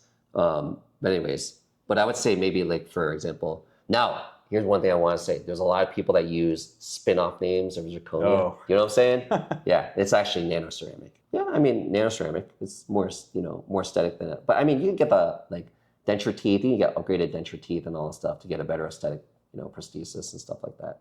But okay, Susan Walsh. Question on considering 3-on-6. I know it's time consuming, but I have a lot of bone regeneration that needs to be done. So I'm not a candidate for immediate all-on-4. I'm going to invest more time than I want to anyway. So why wouldn't I go with implant? So why wouldn't I go with implant bridges? Question, considering 3-on-6. I know it's time consuming, but I have a lot of bone regeneration that needs to be done. So I'm not a, wait. No. So I guess she's saying is she won't expect like a immediate loading. Okay. She's okay with waiting for few months to get things loaded. Okay, that's cool. That's great. Yeah. For me personally, I'm willing to wait. Yeah. I want things done right. Yeah. Don't rush anything in my mouth. Yeah. But I have a lot of bone regeneration that needs to be done, so I'm not a candidate for immediate all-on-4. That's okay. I'm sorry, but that's actually, you got the logic there wrong. If you need more bone regeneration, your more predictable is going to be all-on-4. If you need to do a lot of guided bone regeneration and you're trying to get like a FP1 type of solution, you're now relying on the skill set of your surgeon to get a very predictable response from your guided bone regeneration. Now, that's a case-by-case basis, but as a blanket statement, I'm saying that, like if you do need if you've been, let's say you got some teeth, but you're also missing a few teeth, and then to idealize the bone, like you're way better off going to an all-on-4 than an FP1. All right, Sandra Kano, 5910, question. Can the extractions and implants be done by an implant specialist and the teeth part by a dentist who has his own lab? Can all-on-4 implants on top and bottom concept be made with other than zirconia? Last, how much zirconia teeth cost? Okay. Yeah, I mean, the extractions and the implants be done by implant specialists, yes, and the teeth part done by a dentist who has his own lab, absolutely. Again, I've been there. You want to do everything under one roof. That's my honest, strong opinion. When you have everything streamlined, it is way easier because we had to bring in our own prosthodontist back in the day. And that was a nightmare for patients because it's aligning schedules and sometimes patients just need to come like that, right? And then also, I used to have work with external labs, like a big one in Georgia and a big one in Arizona, and that was just not fun. It wasn't bad sometimes, but it was not really, really bad sometimes. Can all-on-4 implants, top and bottom concept, be made other than zirconia? Yeah, we talk about that. You can use nanoceramics, which I highly don't recommend. You can use the acrylic with the titanium bar. Some people also do temp materials and you can get it done cheaper. So those are all different options. But if you want no issues, you want a long-lasting prosthesis, if you want no staining, you want good aesthetics, you want real good durability, you got to do zirconia. And then how much does zirconia cost? There's many different grades of zirconia. There's, again, opaque zirconia versus translucent zirconia. Some of these labs that people work with, they have lesser level technicians and their zirconia doesn't look as good, right? Some people use cheaper zirconia, which doesn't look as good. A lot of people will want to use opaque zirconia because if they warranty zirconia for a year, these labs, they don't want it to break. And because these labs have never seen you, they want to use a less aesthetic, more opaque zirconia on you because they don't know what your jaw forces are like.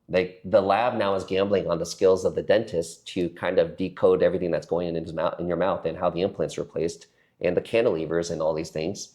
and now he's gambling on whether he has to spend more money to replace your zirconia, he's gonna gamble on giving you a more opaque zirconia that's gonna be stronger. So there's a lot of little nuances in this game, you know? I think Sandra's actual question, in my opinion, is how much do dentists charge? I think that's what they meant. I think that again, you know, that varies on different parts of the country. Yeah. You know, someone said like in New York it was 25 to 30,000. You know, Dallas it's like low 20s. I've seen as high as like 50. Oh hell yeah! I had a patient do a consult with me, and he was quoted in Boston for $130,000 with Oh wow, you know, even more. that one periodontist, father-son team. Oh okay. I know Yeah, what you're talking about. yeah, 130 grand. Oh wow. Damn. But I don't know, like, man, like, geez, I'm like, you know. But anyways, that's a lot of money. So, and we made videos about that. I mean, you can go overseas. I mean, but that's a crapshoot too, you know. So, I mean, you never know. So check out that video also. But you know, if you're still here with us, you know, thank you for your time. We appreciate the comments. Please leave comments, and we're going to answer them to the best of our ability. And also, what's her name? Donna. Give us a call. We want to try to help you out, see what the heck is going on inside your mouth. I mean, it sounds very debilitating, and we feel terrible for you. And also, if you guys want to get more information, we highly recommend you watch this other video because it goes over a lot of the things that All-on-4 centers won't tell you. So look forward to seeing you guys again. Thank you.